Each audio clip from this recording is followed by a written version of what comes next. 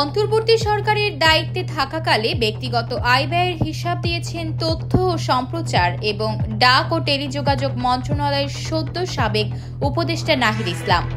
বুধবার রাতে নিজের ভেরিফাইড ফেসবুক আইডি থেকে দেওয়া এক পোস্টে তিনি এই হিসাব দেন।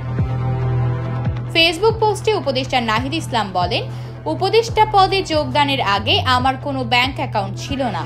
21 আগস্ট উপদেষ্টা পদে দায়িত্ব পালনের জন্য সম্মানী গ্রহণের লক্ষ্যে সরকারিভাবে সোনালী ব্যাংকে একটি ব্যাংক অ্যাকাউন্ট খুলি। উক্ত অ্যাকাউন্টে 21 আগস্ট 2024 থেকে 26 ফেব্রুয়ারি 2025 পর্যন্ত লেনদেনের হিসাব জনগণের কাছে উপস্থাপন করছি।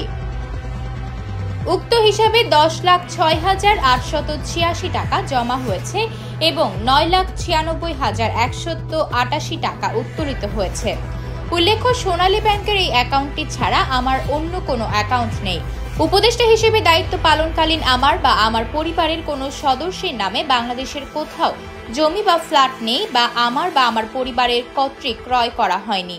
আমার একান্ত সচিবের ইসলামী ব্যাংক বাংলাদেশের হিসাবে 36,028 টাকা রয়েছে। উনি একান্ত সচিব হিসেবে দায়িত্ব নেওয়ার পর ওনার নিজের নামে বা ওনার পরিবারের কারোর নামে বাংলাদেশের কোথাও কোনো সম্পত্তি ক্রয় করা হয়নি।